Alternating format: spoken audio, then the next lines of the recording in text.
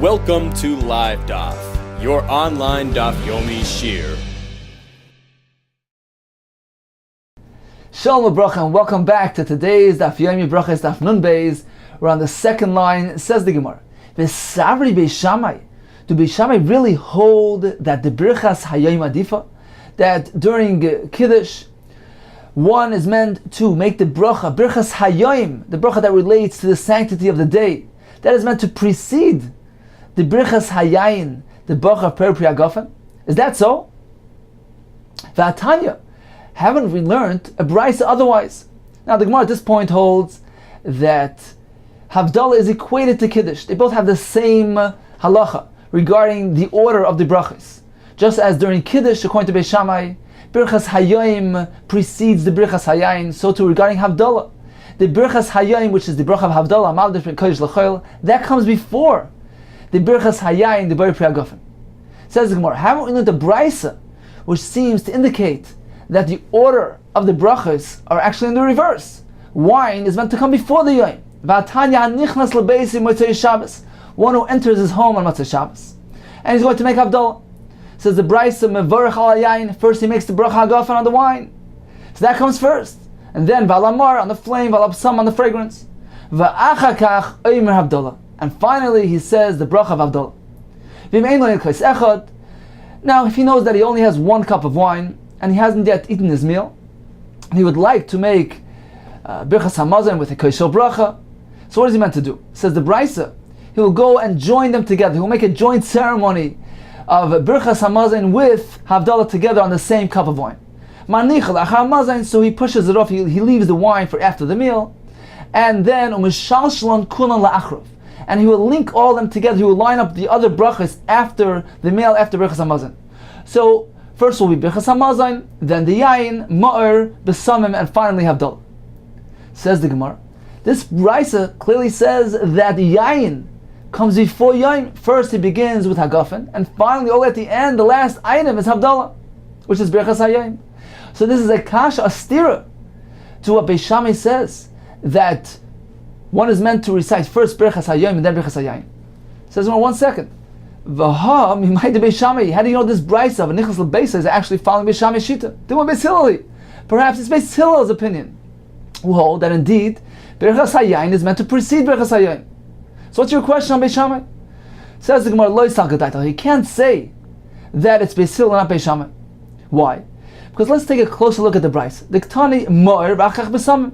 The brisa says he's mevarech al hayayin v'alamar v'al b'samim.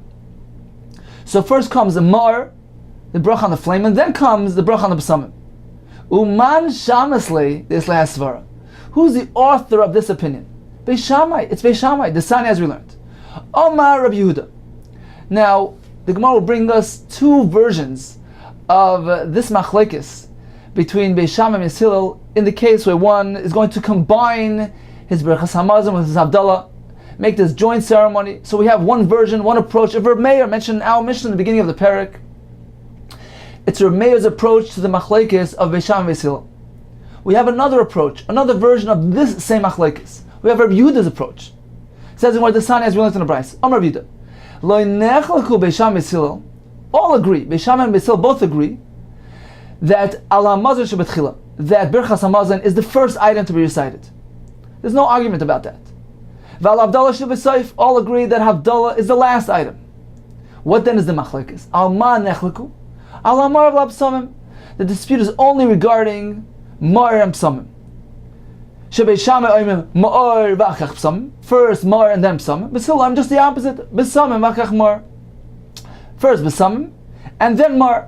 So now, according to this version of events, according to Rabbi Yehuda's presentation of the machlekes Beis Shammai and Beis Hillel, who holds that ma'or comes first and then b'samim? It's Beis Shammai. So apparently this brisa of anichnas l'beis motzei Shabbos, which cites ma'or before b'samim, is following the sheet of Beis Shammai. So 1 second. Why is it necessarily so? Umimai de Beis Shammai hivali Rabbi Yehuda. How do you know to connect this brisa of anichnas l'beis to the sheet of Beis Shammai in accordance to Rabbi Yehuda's version? Perhaps we have another suggestion.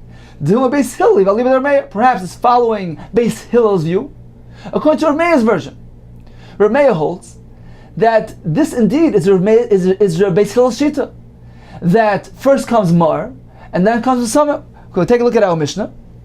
The Mishnah says that Beis Hillel Oimrim Ner uBesamim uMazon v'Havdalah. So this is Rameya's version of the Machlokes B'Sham Beis Hillel in the case when one makes a joint ceremony of Birchas Hamazon with Havdalah. What is the shita of Beis Hillel? First Ner and then Besamim. So certainly this brayso of Nichlas L'Beisai, of course it could be following Beis Hillel's shita according to the version of Rameya. So you have no reason, you have no grounds to connect this brayso of Nichlas L'Beisai to Beis Shammai, therefore you have no kasha on Beis Shammai. So there's Malay Salkadato. You can't say that either. Why? Diktani Yachab Masnissen. Because by us in our Mishnah, what does it say? Meaning, what is Rameya's presentation of the Machlokes B'Sham Beis Hillel? It's as follows: Beis Shammai Oimrim Ner uMazon uBesamim v'Havdalah. Beis Hillel Oimrim Ner uBesamim Mazon v'Havdalah. So according to Rameya's approach, according to Rameya's version of events, all agree, Beis Shammai and Beis Hillel both agree.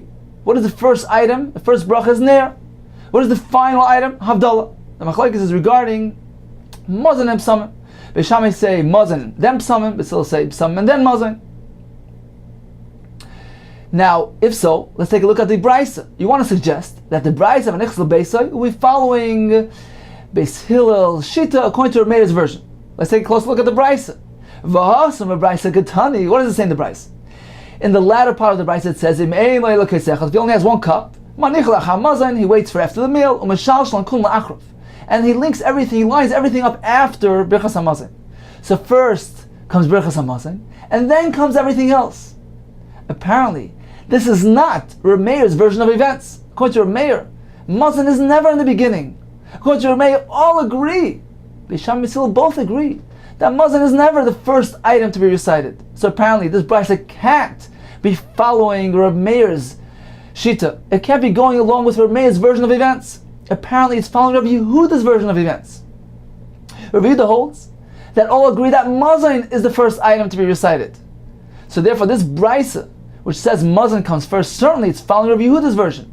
Now within Rabbi Yehuda, which shita is this based on? Is it Beis Shammai Beis Hillel? Certainly it's Beis Shammai. Why? As we mentioned earlier, because the brayso of Nichlas L'Beisai tells us Mazon comes first, then Yain, then Mar, and then Besamim. First Mar and then Besamim. And this indeed is Shitas Beis Shammai. So once again, to summarize the Gemara, we have two approaches, two presentations of the Machlokes Beis Shammai and Beis Hillel in the event where one combines the Birchas Hamazon with the Havdalah together in one ceremony. We have Rameya's approach, Rameya, which is cited in our Mishnah, who holds that all agree, Beis Shammai and Beis Hillel both agree, that Ner is the first item, Havdalah is the last item. The Machlokes is merely regarding Mazon and Besamim. According to Beis Shammai, it's Mazon and then Besamim. According to Beis Hillel, just the opposite. We have Rabbi Yehuda's presentation. Rabbi Yehuda holds that all agree that the first item is Mazon. The last bracha is Havdalah. The Machlokes between Beis Shammai and Beis Hillel is regarding the Mar and the Besamim. According to Beis Shammai, the Mar comes first and then the Besamim. According to Beis Hillel, first the Besamim and then the Mar. Now, regarding the brayso of Nichlas L'Beisai Motzei Shabbos, where the brayso lists the order as follows: first Mazon, then Yain, Mar, Besamim, and Havdalah. Apparently, this is following the shita of Beis Shammai according to Rabbi Yehuda, who holds that Mazon is the first item, Havdalah is the last item. And why is Mar before Besamim? Because this is shitas Beis Shammai. If so, says the Gemara, according to this conclusion, kasha. Now we have a very strong kasha, because we have a stira contradiction in Beis Shammai. We have Beis Shammai in our Mishnah, which tells us that when we have a choice of Birchas Hayoim and Birchas Hayayin, the bracha that relates to the Kedushas Hayoim and the bracha of Hagafen on the wine, what comes first? Beis Shammai holds the Birchas Hayoim comes first. And in this brayso of Nichlas L'Beisai Motzei Shabbos, which is following the shita of Beis Shammai, what does it say? What comes first? Yain or Yaim? The brayso says the first item is Yain, and only at the end is Havdalah, which is Birchas Hayoim. Mekom kasha, it's a contradiction. Says the Gemara, Kasavri Beis Shammai will hold, you equated Kiddush to Havdalah. We must make a distinction There's a big difference between the two. Shani Yula Yom Afuka Yom is different between Kiddush and Havdalah. There's a difference between bringing in the day Yula Yom Kiddush, which is on the onset of Shabbos. You're bringing in the Kiddush of Shabbos. That is different than Havdalah, which is Me'afuka Yom, from Havdalah, which departs, which is a departing of Shabbos. It's taking out the day. It's removing Kiddush of Shabbos. Explains the Gemara. Yula Yom, when we're bringing in the day, when we're ushering Shabbos, the earlier we do it, the better. Therefore, in that case, it makes sense to do Kedushas Hayom first. However, Afuka Yaima, when we depart from Shabbos, the longer we delay, the better. Therefore, even according to Beis Shammai, by Havdalah, we're meant to delay the Brach of Havdalah until the end, until the very end. In that case, Beis Shammai agree that Yain will come first and Havdalah will be left for later, because we want to delay the departing of Shabbos. Why? So that it doesn't appear that Shabbos is like a burden on us. We're trying to relieve ourselves of the burden. Therefore, we wait, we delay with the bracha of Havdalah. Continues the Gemara. Okay, so we have a discussion regarding a Birchas Hamazon together with Havdalah. Apparently, Beis Shammai hold. Beis Shammai maintain that one is meant to make Birchas Hamazon on a cup of wine, on a kosher bracha. Is that so? V'savri Beis Shammai. Birchas Hamazon to a kos, that Birchas Hamazon requires a cup. V'tanan, we've learned, Balahem yain lachar Hamazon. If they were served wine after the meal, meaning before Birchas Hamazon, and he would like to drink the wine, Im ein shem kos elohu. If there's only one cup of wine available, Beis Shammai v'archal yain. First he makes a bracha gafen on the wine, and then he benches. Apparently, says the Gemara, my love, he makes a bracha on a gafen, he drinks it, and then he proceeds with Birchas Hamazon without a kos shel yain. So we see that it's not a requirement. Says the Gemara, no, loy, that's not the true interpretation. What the Mishnah means is he makes a bracha on a gafen on the wine, but then he leaves it for Birchas Hamazon, so that he can make Birchas Hamazon with a cup of wine. Says the Gemara, how can one make a bracha without tasting it? Haven't we learned? He's meant to taste it. Says the Gemara, the time you're right, he tastes it. But he can still leave it over for Birchas Hamazon. He just tastes a little bit. We learned that if one tastes the cup of wine, pagma, he makes it a pagma, it gives it a blemish. And it can't be used anymore for Birchas Hamazon. Says the Talmud Bavli, simple solution. He tastes it by spilling a bit into his hand, and he tastes it from there. He doesn't actually taste it from the cup. So he's not paigim the wine, he can still use it for Birchas Hamazon. Says the haven't we learned kosher bracha tzarich shir, that a kosher bracha requires a specific shir. By tasting it, he minimizes the shir, and now he doesn't have the required amount of Birchas Hamazon. Says the Gemara, that too is not a problem. The nafish like Daf Yomi Shiur, he started off with more than a required amount, which allows him to taste it, and still leaves enough available for the Birchas Hamazon. So the Gemara, that's so? He had more than the required amount. The Mishnah clearly says that he only has one cup of wine. Apparently he doesn't have any extra. Says the Gemara, Trei havi. He didn't have enough for two. But he had a bit more than the minimum requirement. So he had a bit more, and that little bit more he can taste after he makes the hagafen, and leave the rest over for kosher bracha of Birchas Hamazon, which is indeed the required amount for the kosher bracha. So at this point in the Gemara, Beis Shammai certainly holds that a Birchas Hamazon is ton kos, requires a kos.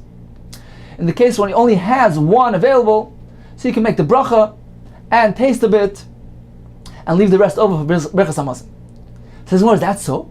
He drinks the wine, and then proceeds to Birchas Hamazon. Apparently, Beis Shammai do not require a kosher bracha of Birchas Hamazon. Says the Gemara, Ella, rather you must say Trei Tanoi v'Aliba de Beis Shammai. There indeed are two opinions according to Beis Shammai. There's Rav Chia who holds that Beis Shammai don't require a kosher bracha of Birchas Hamazon. However, the Tana of our Mishnah indeed holds that, according to Beis Shammai, a kosher bracha is required for Birchas Hamazon. And certainly, he should not drink the wine prior to Brachos HaMazon, but rather he should leave it over so that he has a kosher bracha when he benches.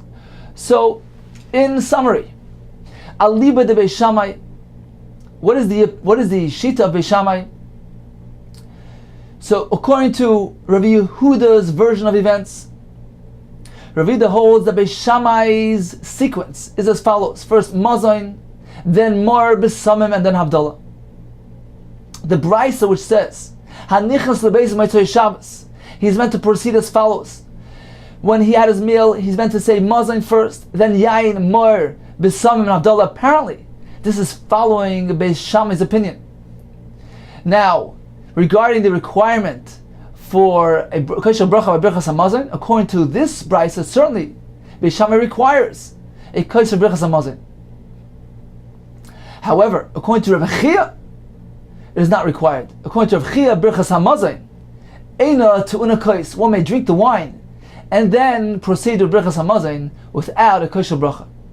Now, Tosfos asked a kasha on the Brisa before: how is he allowed to have his meal before Havdalah? Tosfos has a whole discussion and concludes, and he says that this is different. It's different than just plain eating before Havdalah. He says Tosfos, Hachashani, it's different. The kasava Brachos HaMazon to unakos, because this Brisa holds that Brachos HaMazon requires a kosher bracha. Ulakach manichai the Brachos HaMazon. Therefore, he should leave the kos for Brachos HaMazon. And since Brachos HaMazon requires a kos, he shouldn't merely make Havdalah and then eat. He should wait with his Havdalah after his meal, when he could do the Brachos HaMazon with a kos and join it together with the Havdalah ceremony as we described earlier. Continues the Gemara. Beis Shammai Oimrim Tana Rabbanan, we learned on the Brisa. Beis Shammai Oimrim Noitmun L'Yadayim V'achar Kach Moizgim Es HaKos. First, one washes his hands for the meal, and then they pour him the cup of wine and he drinks it. Why in this manner? Why in this order? First until Sedayim and then drink the wine. Says the Gemara,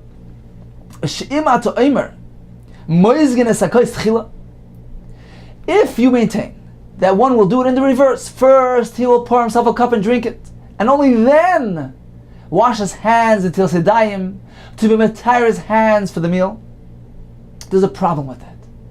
What is the problem? Gzeira, there's a concern. Shema, yitamo mashkin shachar yakos.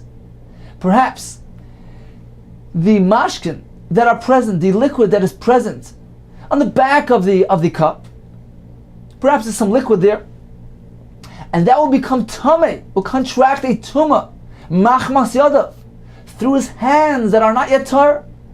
He hasn't yet washed his hands. His hands have a din of a sheni l'tumah. The Rabbanan applied a tumah of sheni l'tumah to one's hands prior to washing them. So if he doesn't wash his hands, he can be metamei the mashkim that are present on the side of the cup. And what's wrong with that? V'yachzor v'yitamos hakos. And then this mashkim that becomes tummy, this liquid that becomes tummy through one's hands, will in turn go ahead and transfer tumah to the actual kos, to the cup itself. And then he will be using a cup which is tummy during his meal, and one may not do so, as the Gemara will explain later. Therefore, Beis Shammai say, first one is meant to wash his hands, to do Netil Sedayim, to retire his hands, and then go ahead and pour himself the wine and drink the wine with hands that are tar. Okay, says the Gemara, just 1 second. Let's analyze these words. Beis Shammai say, there's a concern if he doesn't wash his hands, then he might be metami the liquid that is present on the back of the cup, and the liquid will go ahead and be metami the cup. Says the Gemara, why do you need the liquid in between? If his hands are tummy, the hands itself will be metami the kos. Says the Gemara, that won't work. That won't happen, because yodayim shniyaisim. Yodayim have a din of a sheni l'tumah, and a sheni l'tumah can't be metami the kos directly. Now we know that there are different levels of tumah. There's an ava tumah, the source of tumah, like a nevela, that animal. If something comes into contact with a ava tumah, he becomes a rishon tumah. That is a downgraded level of tumah, the first degree tumah. Now, if a rishon tumah will touch something else, food or drink, that will become a sheni tumah, a lower level of tumah. Now we know that a person or a utensil, adam v'kelim, can only become tameh from a ava tumah. Therefore, says the Gemara, this person with his hands that are merely sheni l'tumah, the Chacham applied a tumah of sheni l'tumah to one's hands prior to washing them from Netilas Yadayim. His sheni l'tumah hands can't be matamei kois. Says the Gemara, Yadayim shniyisen ve'ein shnei ois shlishi b'chulin elei de mashkim. A sheni can't make a shlishi when it is chulin, only through the medium of mashkim, of liquid. Meaning that we have the av, the source, which carries over to the rishon, which carries over to the sheni, and it stops there. It doesn't go past sheni when we are dealing with chulin. The Gemara later will explain that regarding truma can become a shlishi as well. But a sheni cannot go, a chulin cannot go past a sheni. When it is a non-truma item, the most it will go to is a sheni. And certainly the yadayim that are sheni, they can't be matame a kli. They can't make the kli into a shlishi. Therefore the yadayim will not be matame the kli any longer. The only way that it could happen is through mashkim. Why? Because the Rabbanim, the Chachamim, made an exception to the rule. Although ordinarily a av makes a rishon makes a sheni, and it stops there. There is an exception of mashkim liquids, those 7 liquids, water, wine, etc. Those shiva mashkim, they have a special status. The Chacham said that mashkim that become tummy, even if they're only a sheni l'tumah, we regard them as a rishon l'tumah. They have the status of a rishon l'tumah. Why? It's a gzeira because there are some liquids that have really a status of a avatuma. For instance, the saliva of a zav has a din of avatuma and can be metame a kli. Therefore, the Chachamim applied a more stringent tumah to these liquids and regarded them as a rishon l'tumah, and they in turn could go be metame a kli. Although ordinarily a kli cannot become metame only from an avatuma, not a rishon l'tumah. However, the Chachamim made an exception once again. They said that a liquid, a mashkim, not only does it have a more stringent level of tumah, it is considered to be always a rishon l'tumah. That's one exception to the rule. The second exception to the rule is that a mashkin, which has the status of rishon l'tumah, can go ahead and be metame a kli. So once again, there's an avatuma, the source of tumah, which carries over to a rishon l'tumah, which carries over to a sheni l'tumah, and stops there if it's chulin. If it's truma, it can carry over to become a shlishi. Now, there are 2 exceptions regarding mashkim, liquids. Mashkim are always considered to be a rishon l'tumah midrabanan. The second exception is that although ordinarily a person or utensil, adam v'kelim, can only become tamei from an avatuma, not from a rishon, certainly not from a sheni, there is an exception to the rule that is regarding mashkin. A liquid, which as we just mentioned has always the status of a rishon l'tumah, it can go ahead and be tamei, even a kli, and make it into a sheni. So that explains this Gemara. Beis Shammai say, wash your hands before you touch the cup. Why? Because perhaps there are mashkim there. There's a liquid there. The yadayim that are sheni will be mitame the mashkim. Now the liquid will become a rishon. The rabbanon. The rishon, the mashkim that are rishon, can in turn go ahead and be mitame the kli when it comes into contact with the kli and make the kli into a sheni, thereby making the cup tamei. And one is not allowed to use a cup which is tamei during his meal. Says the Gemara once again, Yadayim shniyasem. Yadayim have a din of a sheni l'tumah. Ve'in sheni yoseh shlishi b'chulin. A sheni can't pass on tumah, can't make a shlishi. Ella, there's one exception, Ella de mashkim. Through the medium of mashkim. Therefore, when his yadayim will touch the mashkim, they will become a rishon, and they will be tamei the kli. And the kli will become tamei. And one may not use a kli that is tamei, according to Beis Shammai. Therefore, wash your hands first. So that explains the opinion of Beis Shammai. Beis Hillel, no, it's not a concern. First, pour the wine, drink the wine. Afterwards, only then wash your hands. Why? Because according to Beis Hillel, there's a concern in the reverse, as he will explain. Because if you will hold that one is meant to wash his hands first, he will wash his Netilas Yadayim for the meal before he drinks the wine. Now we have a gzeira, we have a concern as follows. Gzeira shemiyat hamo mashkin shiyadayim machmas hakois. Perhaps he's using a kais which is tummy, since one is allowed to use a kais which is tummy during the meal, as the Gemara will explain later. So perhaps he's using such a kais. And if you require him to wash his hands until Sedayim, perhaps there's some remnants of water on his hands. He has mashkim on his hands. And now what will happen when he handles this kais which is tummy? Yitamu mashkim should be a daim. The liquid on his hands will become tummy machmasa kais by coming into contact with the kais which is tummy. And what will happen then? V'yachsru v'yitamu siyadayim. And the mashkim, the water on his hands, which just became tummy from the kais, what happens to them? They become a stringent tumah. They become a rishon l'tumah. As we mentioned earlier, the Chachamim applied a more stringent tumah to mashkim. So now that the water on his hand became a rishon l'tumah, it's going to go ahead and be metami the hands. V'yachsur metami seyadayim, metami his hands, make his hands a sheni l'tumah. And this will invalidate his netil sedayim. It defeats the purpose. What's the point of washing your hand before handling the cup, when it might result in his hands becoming tameh, which will invalidate netil sedayim? Therefore, better drink the wine first and put that behind you, and then go ahead and proceed with netil sedayim for the meal. Says, well, okay, we understand, but let's just analyze these words. You're concerned that the cup, which is tummy, will be metami the mashkim on his hands, which in turn will pass on the tumah to his hands. Why do you need the medium of the mashkim, the intermediary? Why do you need the water there? If the kais is tummy, then the concern is very direct. The kais will metami his hands. And if so, what are you gaining by pushing off until sedayim, until later, after he already drank the wine? So let's say he washes later, and then during the meal he's going to use this same cup again. At this point the cup again will be metame his hands. So what do you gain by doing until sedayim later? The cup itself will be metame his hands later on during the meal. Says the Gemara, Ein kli metame adam. This kli, which is a sheni l'tumah, will not be metame the hands of a person. Doesn't have the power to do so. Therefore, it's only on account of the mashkim that are present on his hands that his hands could become tummy when the kais is metame the mashkim, which makes the mashkim into a rishon, which in turn is metame his hands to make it into a sheni.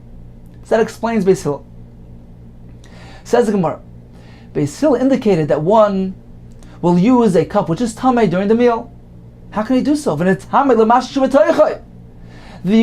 kli will be metame its contents, the liquids that are inside the kli, and he'll be drinking mashkim that are tamei. Says Gemara, no. Hacha, we're speaking about a specific type of kli that became tamei with a specific type of tumah. We're speaking about a kli that became a tamei tumah d'Rabbanan through touching, coming into contact with mashkim that are tamei, that are a rishon d'Rabbanan. As we mentioned, that liquids attain the higher status of a rishon l'tumah midrabanan. Now, a kli that comes into contact with this mashkin, me'achirav, on the back of the kli, in this case, only the back is tamei and not the inside. Why? Because this tumah is merely midrabanan. Because the fact that we regard mashkim in this higher degree of tumah, we regard him as a rishon l'tumah and give them the ability to be tamei kli, that is merely midrabanan. And therefore the Rabbanan applied leniencies to this. And in the case where the mashkim was metami the kli me'acher from behind, only the back is tamei and not the inside. Therefore, the contents will still be tar. Explains the Gemara. We're speaking about a kli whose back came into contact with mashkim that are tamei. The toiche tar, but the inside remains tar. The gabe tamei and the back is tamei. This not as we learned. Kli shenit me'acher v'mashkim. Acher of tmeim. The back is tamei, but toichai, the inside, v'oignai, and its ear-shaped handle, v'oznai, its rim that is curled outwardly and it could be used on its own, v'yadav, its straight handle, tahir. So all the other parts of the kli retain their purity, are still tahir. Only the back, the achir of the kli is tamei. However, nitma toichai, but if the inside of the kli became tamei through mashkim, in that case, the tumah extends to the entire kli. We don't differentiate. It touched the main part of the kli, so the whole kli becomes tummy. So once again, this explains the halacha mentioned earlier. a kli that is tamei on account of it having come into contact with mashkim that are tamei. The mashkim touched its achayr of its back. Only the acharayim becomes tamei. Since this is only a tumah midrabanan, we're speaking about mashkim that are considered to be a rishon l'tumah midrabanan. Therefore, only the back is tamei with the inside, and the contents will remain tar. Okay, so now we have a framework, an introduction to the machlokes of Beis Shammai Sil. Beis Shammai hold first you wash your hands so that you aren't mithamei the kli. According to Beis Hillel, wash your hands only later, so that the kli which is tummy won't be mithamei your hands. Wait until the time until you finish drinking. Do away with this kli that is tummy, and then wash your hands and proceed with your meal. Why? Because the kli that is tummy perhaps has liquid on its outside, because the kli that is tummy will be matame perhaps the liquid that is on his hands and be matame the person. Therefore, first drink, then wash your hands and proceed with the meal. Now during the meal, apparently, Beis Hillel holds you can use this kli which is tummy. As Rashi explains, we're not concerned that his hands will be wet during the meal, so there's no concern that the kli be matame the person. So we have a framework for the machlokes of Beis Shammai Sil. But what is that based on? Says the word, but what is the root of this machlokes? Beis Shammai Savri also l'shtamesh bekli shnit machayv mashkin. Beis Shammai hold that one is not allowed to use a kli whose back became tummy through mashkin, and therefore Beis Shammai holds that first be matar your hands, be noitel yadayim, make sure your hands are tar before handling this cup. Don't be matame the cup, because you cannot use a cup that is tummy during the meal. Why not? Says the Gemara, we're concerned about the droplets. If the kli will be tummy, then perhaps there will be droplets of the liquid which will land on the outside of the kli, and the outside which is tummy will be tummy those nitzotzos. And now that those nitzotzos, those droplets of liquids become tummy, they attain a higher status to become a rishon l'tumah, and they in turn will be metami the hands that come into contact with them and invalidate his netilas yadayim. Therefore, to sum it up, according to Beis Shammai, don't use a kli that became tamei achirav, the back of it, through mashkim. Therefore, v'lekel migzar shema yitmu mashkim should be a daim b'kois. Now this explains Beis Shammai. Why was Beis Shammai not concerned with Beis Hillel's concern that perhaps the kli will be matame his hands? If he washes his hands first, there will be a remnant of water on his hands which will become tummy through the kli that is tummy. No, you can't use such a kli. Therefore, it's not around. It's not something to reckon with. Again, migzar. There's no room to be geyser shema yitmu mashkin. Perhaps the mashkim in his hands will become tummy through the kais. There's no concern. Therefore, Beis Shammai maintain the preferred way to do it is wash your hands, make your hands tar, so that you're not matame the kli, because you can't use a kli that is tummy during the meal. But they're not concerned with Beis Hillel's chashash that the kli will be matame the remnants of netilas yadayim, because you can't use a kli that is tummy. So that fully explains Beis Shammai's opinion, why they have their concern, but not Beis Hillel's concern. Explains the Gemara, Beis Hillel Savri, Beis Hillel hold in the reverse. One may use this kli that became tummy and tumah d'Rabbanan by contacting mashkin from its back. Why? They're not concerned with these droplets. Amri, they say it's not common to have these droplets, therefore there's no concern in using, there's no problem in using a kli which is tummy me'achirav. There's no concern of droplets landing there and becoming tamei and then going and being tamei the hands. There's no concern. Therefore, you may use a kli which is tamei b'mashkim achirav. So Beis Shammai's concern is not a concern, meaning we're not concerned with his hands being tamei the kli. The only concern is in the reverse. This kli that he's using, this tummy kli that he's using, that he's allowed to use, will be tamei his hands if he washes his hands first. What is the concern? Shema yitama mashlim shviyadayim machmas hakois. If he washes first, he'll have remnants of water on his hands, and the kli which is tummy will be tummy the water, and in turn will be tummy his hands and invalidate his netilas yadayim. So that is the background of Beis Hillel. Davar achar, another reason for Beis Hillel. One is meant to eat immediately following netilas yadayim without interruption. Therefore, Beis Hillel maintain that one is meant to wash netilas yadayim immediately, right before the meal. Don't interrupt with drinking wine. So the Gemara, why do you need another reason? This is what Beis Hillel is saying to Beis Shammai. According to you, the Amrisa that you say, you maintain you may not use this tamei kli. Why? The gazrinam shemin tzaitzais. We're concerned about the droplets. So even according to you, granted, let's say this is a concern. Even so, ha'adifa. It is better to wash later.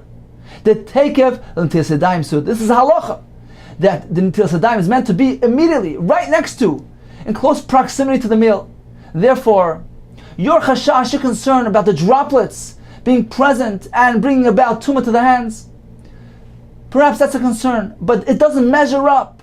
It doesn't equate in its severity, in its significance, to the halacha of takev l'ntilas yadayim suda. Therefore, certainly, one should first drink, then proceed with ntilas yadayim, and then immediately following with the suda. So, in conclusion, Beis Shammai holds, first you wash your hands and then you're moizik the kais. Why? It's a two-step process, a two-step argument. Number one, Beis Shammai hold is asur l'ishtamesh b'kli shenitra achayv v'mashkin. We may not use this tamei kli. Why? Because of the nitzaitzais that might be present on the back of the kli, which will be metamei his hands. So we may not use this kli that is tamei. And if so, the proper sequence is first noitin l'yadayim. First, be metar your hands so that they don't go be metamei the mashkim, which is found on the side of the kais, and in turn those mashkim will be metamei the kais. Therefore, one is meant to wash his hands first and then drink the wine. According to Beis Hillel, it's just the opposite. Beis Hillel hold first moizgen hakais and then noitin l'yadayim. Why? It's a three-step argument. Number one, they hold mutar l'shtamish in this kli shenitra achayv. They're not concerned with those droplets. It's not common. Therefore, since we're allowed to use a kli that's tamei, that became tamei and tumah d'Rabbanan, therefore the proper way is first to drink. First moizgen. Why? Perhaps he's using this type of kli that's tamei, and if he washes his hands first, we're concerned that the kli will be metamei the leftover water on his hands and will metamei his hands and will invalidate his ntilas yadayim. Therefore, one is first meant to drink. Do away with that, and then wash your hands for ntilas yadayim. Number three, Beis Hillel say, is halacha. Takev ntilas yadayim suda. One is not meant to interrupt between ntilas yadayim and the meal. Therefore, first drink, then wash your hands, and then proceed with the meal. Continues the Gemara, Beis Shammai oimrim tanu rabbanon. Beis Shammai oimrim mekaneach yodav b'mapa. One dries his hands in the towel, umaneich al hashulchan, and places it on the table. She'ima to'imar la keses. If you propose that he should place it on the cushion, there's a problem. Gezerah, we have a concern. Shema yitamu mashkin sheba mapa machmas hakeses, that the liquid contained inside this wet towel will contract tumah, will receive tumah on account of it coming into contact with the pillow, with the keses that is tamei. Shema yitamu mashkin sheba mapa machmas hakeses. And what will happen? What's so bad? V'yachzru v'yitamu hayadayim. And then when he uses this towel throughout the meal, the liquids inside the towel, which is now a rishon l'tumah, as we said earlier, liquid that becomes tummy always becomes a rishon l'tumah. So the rishon l'tumah will now be metamei his hands and make them a sheni, and this will invalidate his ntilas yadayim. So therefore, place it on the table, which the table is certainly tar, and will not be metamei the mapa or its liquid. So okay, we understand. But why did Beis Shammai need to say it in this roundabout fashion? That the concern is that the pillow will be metamei the liquid, which will be metamei his hands. Why don't you go more direct? V'nitzmai keses lamapa. Why can't the keses be metamei the mapa directly without the medium of the liquids, of the moisture found inside the towel? Says more, that won't happen because ein kli metamei kli, a kli which is not an avatuma, will never be metamei another kli. Therefore, the keses, which is not an avatuma, perhaps it's a rishon l'tumah, so that cannot be metamei the mapa, which is considered to be a kli. Therefore, only through the medium of the mashkim can there be a tumah. When the keses transfers tumah into the mashkim, which become a rishon, and that gets transferred over to the hands, which become a sheni. Says the Gemara, "V'nitzmai keses legaver gufei." Why do you need a towel with a liquid? The keses will be metamei the person directly. Says the Gemara once again, "Ein kli metamei adam." A kli which is not an avatuma cannot be metame a person. And therefore, the keses, which is not an avatuma, can't be metame the person. It's only through the medium of this procedure with the mashkim that the person can become tummy. Rashi points out, although midrabanan, if one touches even a rishon l'tuma, his hands become tummy, tumas yadayim. Says Rashi, so make sure not to touch it with his hands, and avoid that tumas yadayim. So there's no concern about the keses being metame the person directly. It is only through the water, and therefore place the towel on the table, which avoids this whole concern. So that explains Beis Shammai. Ubeis Hillel oimrim, you should place the towel ala keses, specifically on the cushion. Why? Shema toimer ala shulchan, if you place it on the table. Gzeira, there's a concern. There's a concern for tumah there. Shema yitamu mashkin shema mapa machmas shulchan. Since the table itself might be tummy, might be a sheni l'tumah. So if you place the wet towel on the table, what's going to happen?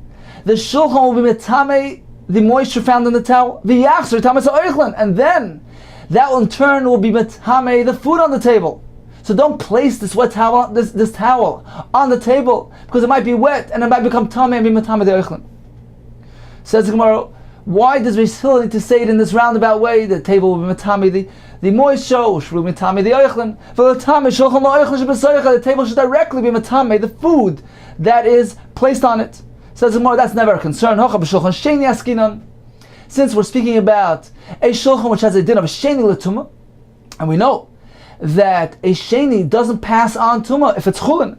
It starts with av to rishon over to sheni and stops right there. Therefore, the shulchan, which is merely a sheni, cannot be metame the food or the beverages which is found on it, because ve'ein sheni ois shlishi b'chulin.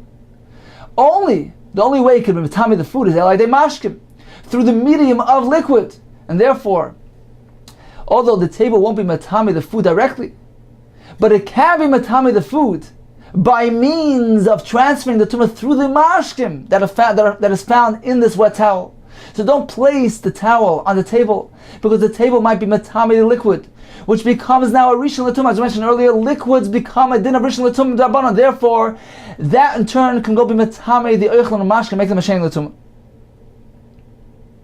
Says, okay, we have a presentation, but what is the root of their machlokes? But my kamiflagi Beis Shammai savri also l'shtamish b'shulchan sheni. One is not permitted to use a shulchan which is a sheni l'tumah, gzeira mishum oichle truma, because we're concerned about the kohanim that eat truma, and as we know, truma can become tummy from a sheni l'tumah. Truma can become a shlishi. Therefore, generally speaking, we don't allow a person, even a Yisrael, who's not eating truma, we don't allow him to use a table which is tummy, which is a sheni l'tumah. Therefore, according to Beis Shammai, this man's table certainly is tar. It's not tummy. Therefore, place the towel on the table where it won't become tummy, rather than placing it on the keses, on the cushion, which might be tummy. Beis Hillel hold, no, mutar l'shtamish b'shulchan sheni. We're allowed to use a table which is a sheni l'tumah. The ones that eat truma, the kahanim, are conscientious, and therefore we're not concerned about their food becoming tummy. They're careful. Therefore, one is allowed to use a table which is a sheni l'tumah, since by chulin there will be no tumah here, because the sheni doesn't make a shlishi by chulin. So based on this machlokes, which is the root of their machlokes earlier, again, according to Beis Shammai, one may not use a table which is tummy, and according to Beis Hillel, one may use a table which is tummy. Based on this, we understand their earlier machlokes.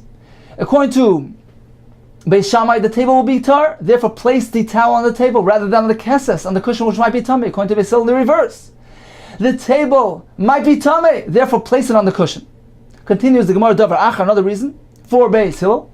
There's no source for the obligation to wash one's hands prior to eating chulin. There's no source in the Torah. So the Gemara, why do we need another reason for Beis Hillel? This is what they mean to tell Beis Shammai. If you will counter and you will say as follows: I instruct the person to put the towel on the cushion, not on the table. Don't put it on the table; it might become tummy and be metame de oichlin. Why are you concerned regarding tumah for oichlin? Or why are you not concerned regarding putting the towel on the cushion? where it could become tamei from the cushion, and then in turn the liquid contained in the towel could become tamei's hands. Why are you not concerned about that? Meaning, you're avoiding the tum of the oichlim, but you're not addressing the tum of the yadayim. Meaning, according to Beis Shammai, we're avoiding tumah altogether. Place it on the table where there's no possibility of tumah, and thereby you are avoiding any possibility of becoming tamei. According to Beis Hillel, okay, so he doesn't put it on the table. He doesn't want to be matamah the oichlim, so he's avoiding tumas oichlim. But by placing it on the cushion, he might encounter tumas yadayim, because the cushion might be tamei, might be matamah the towel, which might be matamah the person's hands. Says Beis Hillel, afilu hachi. Even so, hadifa, this is better. Better place it on the cushion and avoid tumas oichlim, because that's our primary concern. Dein until sedayim mechul ma'Torah. Until sedayim for chulin doesn't have a source from the Torah, and therefore mutav, it is good, it is okay. Sheyitmu yadayim less likum deraisa, that hands should become tamei, since the obligation to wash one's hands has no source from deraisa. Mutav sheyitamu yadayim, the less likum deraisa is better that the hands become tamei, since the tumas yadayim have no ikum deraisa, not source in the Torah. And as long as you avoid the tumas oichlim, avoid placing it on the table, which might result in tumas oichlim, because valutamu tumas oichlim. As long as you avoid tumas oichlim, the islu ikum deraisa, because the concept of tumah by food is a source in the Torah, and therefore that is more important. That is our primary concern. We're not concerned with the hands becoming tamei. We're concerned only with the food becoming tamei. Therefore, don't put the towel on the table, and don't result in the food becoming tamei. So in conclusion, according to Beis Shammai, you're maniach the mappa on the shulchan. Why? Because number one, it is asur lishtamish b'shulchan sheni. One may not use a shulchan that is tamei because of truma, and therefore, since the table is tamei, put the mappa on the table so that where it remains tar. Don't put it on the keses where it might get tuma from the mappa and be metamei his hands. According to Beis Hillel, it's just the opposite. Put the mappa on the keses, because they hold, number one, you're allowed to use the table which is tamei. We're not concerned with the kihanim who are conscientious. Therefore, the shulchan which is sheni might be metamei the towel. Therefore, put the towel on the keses and not on the shulchan, where it might get tamei from the shulchan and be metamei the oichlin. They're only concerned with tumas oichlin, which has a source in the Torah, and not regarding tumas yadayim. Continues the Gemara, Beis Shammai oimrim mechabdin Tana Rabbanan. Beis Shammai oimrim mechabdin es habayis. First you sweep away the food remnants, va'achakach noitin le'yadayim, and afterwards you wash my machronim. Why? Shimata oimer noitin le'yadayim tchila, because if you wash first, nimtza, this may result in nimtza ata mafsetes oichlan, you may ruin the food. The remnants that are present, they will get sprayed by the machronim and get ruined. Aval in the Netilas Yadayim Beis Shammai tchila, to wash the Netilas Yadayim first, lo yisviru Beis Shammai hold that is not meant to do so. My time of why mishum pirun, on account of the food remnants. Ubeis Hillel, no, that's not a concern. Why? Im shamash talmud chacham, who, if you're using the services of a shamash talmud chacham, a servant who is knowledgeable, in that case, he'll remove the pirurin who noitel im shamash talmud chacham who noitel pirurin sheishram kazayis. He certainly will know to remove, to clean up those larger food remnants, the pirurin, the crumbs that are as the size of a kazayis. Umanech pirurin sheimam kazayis. He will leave over the smaller ones that don't have a kazayis, and we're not concerned about them. So since he removes those larger pieces of food, so certainly it's okay. One should wash his hands prior to cleaning up, because the food remnants won't be present during Netilas Yadayim. Says the Gemara, this difference between various sizes of remnants is a raya as Messiah Rav Yochanan. Don't Rav Yochanan, pirun she'emam kazayis. These small crumbs that don't contain the size of a kazayis, mutal abdom niyad, we may destroy them with our hands. Taisus points out that stepping on them, however, is prohibited. It can bring to aniyos, to poverty. So in any case, this is a right of Yochanan. We make that distinction between various sizes of food remnants. Okay, so according to Beis Shammai, we clean first, we wash second. According to Beis Hillel, we wash first and clean second. Says what is this based on? What is the root of this machlokes? Beis Hillel sabri osalish tamish v'shamish ha'aretz. One may not use the services of a shamish, of an ignoramus shamish, and therefore, certainly the shamish will be knowledgeable and know to remove the larger food items from the table prior to my machronim. So there's no concern. Beis Shammai sabri no mutalish tamish v'shamish ha'aretz. One may use the services of a shamish ha'aretz. Therefore, he might not necessarily know to remove the food items. Therefore, We'll make sure, clean up, and then do Mayim Achronim. So in summary, according to Beis Shammai, we have Mechabdim, we clean up and then we wash. Why? Because we're allowed to use a Shamash HaMa'aretz, and we're concerned that food will be present. Therefore, Sliva first, so that Mayim Achronim don't ruin the food. According to Beis Hillel, first we wash, and then we clean up, because we're not allowed to use the Shamash HaMa'aretz. And certainly the knowledgeable servant will clean away the food, therefore we wash first, and then we clean away the rest. Omar B'Yisrael Chanina Omar Funa. Bekulei Pirkin, regarding all the disputes that we find in this parak, halacha Beis Hillel, the halacha follows Beis Hillel's opinion. Bar meha, except for this one regarding the question of cleaning up before Mayim Achronim. In this case, the halacha Beis Shammai, because we went to clean up prior to Mayim Achronim. Says the Gemara of Rav Oisha, Mas Nifcha, he actually switched around the names of the opinions in this machlekes, that Beis Hillel are the ones that say that you clean up first. Says the Gemara, Hanami halacha Beis Hillel. If so, even in this case, we follow like Beis Hillel, because indeed we meant to clean up before Mayim Achronim. Continues the Gemara, Beis Shammai Oimrim Ner Mazen. Rav Huna bar Yehuda, Ikla le Rava, he visited Rava's home. It was Matzah Shabbos. He was making Havdalah. Chazi le Rava, he saw that Rava was making Havdalah. The Baruch Absamim Bereisha. First he made the Baruch on the Absamim, and then later on the fire. So he challenged them. Amar le Michli. Let's take a look. Beis Shammai Beis Hillel Amar le Pligi. There's no dispute between Beis Shammai and Beis Hillel regarding the bracha on the mar. Everybody agrees that the bracha on the flame is meant to be said first.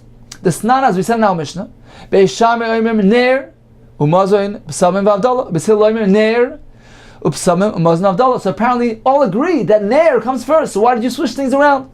Ani Rava Basrei. So Rava responded, Zudiv Rav Meir. This indeed is Rav Meir's version of events.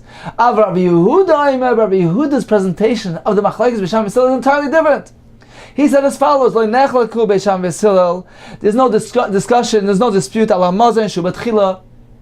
The first item is Brachos Hamazon. Val Havdalah Shibasayif. Havdalah is meant to be recited last.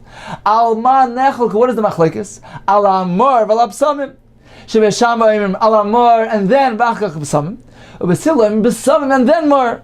Va'Amar Rabbi Yochanan. Nagu Ham, the prevalent custom is indeed Ki Beis Hillel Alib Rabbi Yehuda. We follow the Shita of Beis Hillel in accordance to the way it was presented by Rabbi Yehuda. And so, according to Beis Hillel, what comes first? First comes B'samim and then Mar. And that's exactly what I did. Continues the Gemara. We have a machlekes between Beis Shammai and Beis Hillel regarding the bracha on the flame. Beis Shammai say Shebara Ma'oira Eish, and Beis Hillel say Boirei Ma'orei Ha'eish. Explains the Gemara. Amar Rabba. Bara, when you say the word bara, kuli amle pligi, everybody agrees that it means the past. The bara mashma, it's referring to the past. Ki pligi, the discussion between Beis Shammai and Beis Hillel is only what is the machlekes with the word boirei, which has a present tense connotation. Beis Shammai savri, boirei de asad lemivra. Boirei is really referring to the future. It's also referring to the future. It's the present, but it's also ongoing. Hashem creates and recreates and continues to create. Therefore, it's not appropriate to be used for the bracha on the flame where we're thanking Hashem for the past, for having created the flame. Beis Hillel savri, boirei nami de bara not mashma. Bara can also mean the past, and therefore it is appropriate for this bracha. Moisei Rav Yosef asks a kasha. We find psukim where the word boirei is certainly referring to the past. Yoitzer boirei choshech, yoitzer haram boirei ruach, boirei hashamayim v'noiteyam. So we see boirei reference to the past. Elam Rav Yosef b'bara v'boirei, regarding bara or boirei, there's no question. Kolam le'pligi de bara mashma. Everybody agrees. Beis Shammai and Beis Hillel both agree it's also referring to the past and would be suitable for this bracha. Ki pligi, the discussion of machlekes is ma'oir regarding the second part of the bracha. Should one say ma'oir, which is a singular term lashon yachid, or ma'orei, which has a plural meaning? The Beis Shammai savri, chata noheri kibnur. There's one illumination in the fire. Therefore, use the word boirei. Beis Hillel savri, tuva noheri kibnur. There are many illuminations. Rashi has many colors in a fire, and therefore, the term ma'orei is more appropriate. Many expressions of the fire. Tanya mehochi omelim Beis Shammai. There's a brisa which says as well that Beis Hillel told Beis Shammai, we were meant to say ma'orei. Why? Because harbe ma'orei seshbar. The fire contains many illuminations, many colors, many expressions. Therefore, ma'orei is more appropriate. It is a plural, a lashon rabim. Ma'orei ha'esh.